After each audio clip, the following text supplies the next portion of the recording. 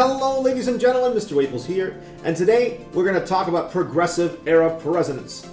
As a result of today's video lecture, you should be able to identify, explain, and compare and contrast the domestic policies of the progressive era presidents, including Teddy Roosevelt, William Howard Taft, and Woodrow Wilson. Let's get started. Let us begin with some context. During the Progressive Era, reform advocates started from the municipal or city level and slowly moved up to the state and ultimately federal level. Eventually, progressive presidents began getting elected into the White House, and the federal government started taking a more active role in fixing the issues that bubbled up during the industrialization era. Theodore Roosevelt, William Howard Taft, and Woodrow Wilson were the three that focused on improving conditions for most Americans during the Progressive Era. In 1901, Theodore Roosevelt, also known as Teddy Roosevelt, became president after William McKinley was assassinated in Buffalo, New York. Go Bills!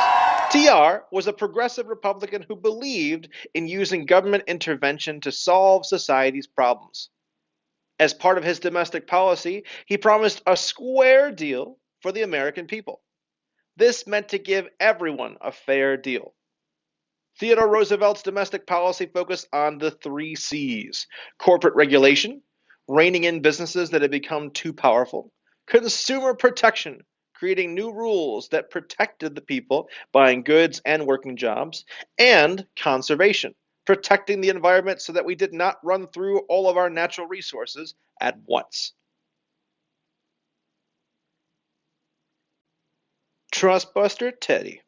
One of TR's most effective tactics in terms of corporate regulation was trust busting, or breaking up monopolies. TR curbed trusts if their actions hurt the public interest, distinguishing between good and bad trusts.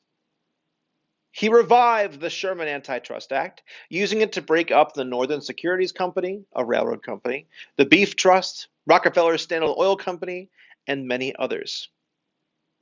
Ultimately, TR filed 44 antitrust suits in total. He also focused on regulating the railroad industry. Teddy Roosevelt signed the Elkins Act in 1903, which increased the power of the ICC, or the Interstate Commerce Commission. The Elkins Act also set rules saying no rebates, and that railroad companies can't change set rates without notifications. He also signed the Hepburn Act. This act said there would be no free railroad passes and allowed the ICC to set maximum railroad rates. Theodore Roosevelt's Square Deal also focused on consumer protection. The most memorable examples of this was when TR signed the Meat Inspection Act and the Pure Food and Drug Act. After the public outcry that erupted in response to Upton Sinclair's novel The Jungle, TR urged Congress to pass the Meat Inspection Act, ensuring that the government would inspect meat before, during, and after production to ensure quality. He also signed the Pure Food and Drug Act, which decreed that all ingredients and side effects must be labeled on food and drugs. TR's protection of consumers extended to helping workers when it came to the anthracite coal strike of 1902. Coal workers, fed up with poor labor conditions, demanded a pay raise, shorter working hours, and the right to form a labor union. The business owners, however, refused their demands. Consequently, coal workers decided to strike. At a time when coal served as the most common fuel source for heat, transportation, and even cooking food, this strike threatened to bring the country to a standstill and impact the people in a serious way as winter edged closer and closer. TR initiated a commission for arbitration when both sides depended on a third party to settle a dispute because the strike threatened the public welfare. This set a new precedent. Instead of siding directly with big business, the president intervened for both workers and employers. Hooray! Finally, Theodore Roosevelt's Square Deal focused on conservation. TR worked with naturalists like John Muir to learn about and preserve the natural environment. He set aside 200 million acres of national forests, wildlife sanctuaries, mineral reserves, and more. And he signed the National Reclamation Act, also known as the Newlands Act, which used federal money to fund irrigation projects and manage water resources. After serving 2 terms, Theodore Roosevelt groomed his good friend William Howard Taft to become the next Republican president. Taft won the presidential election of 1908, and in 1909 he took the Oval Office. Taft holds a few presidential records. He is the only president to become a Supreme Court Chief Justice after he left the White House, and he was also the largest president, weighing in at 330 plus pounds and 6 feet tall. There is a myth that Taft even got stuck in the bathtub at the White House, but this falls short of the truth, as he had ordered a special tub to be installed before he got there. Taft continued many of Roosevelt's policies from his square deal.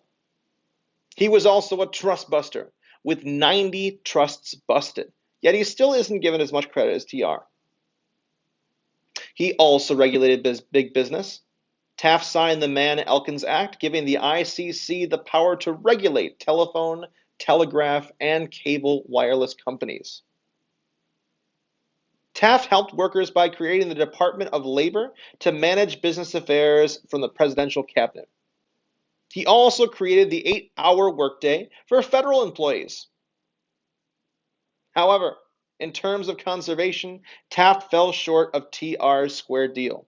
Taft appointed an official who sold off lands in the West rather than preserve them, which angered Teddy Roosevelt. Teddy Roosevelt angry! Despite being a relatively progressive president, many did not feel that Taft went far enough and encouraged Theodore Roosevelt to run against him in the election of 1912. TR decided that Taft was a mess that he was responsible for cleaning up, so he ran for a 3rd term. He wanted to make more changes in the government and work for the welfare of the people. However, the Republican Party backed Taft for a 2nd term because he was the sitting president. TR decided to run under the Progressive Party, which came to be nicknamed as the Bull Moose Party.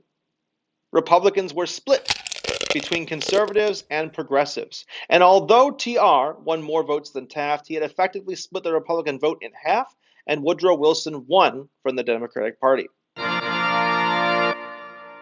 Woodrow Wilson was the first Democratic president since Andrew Johnson during Reconstruction.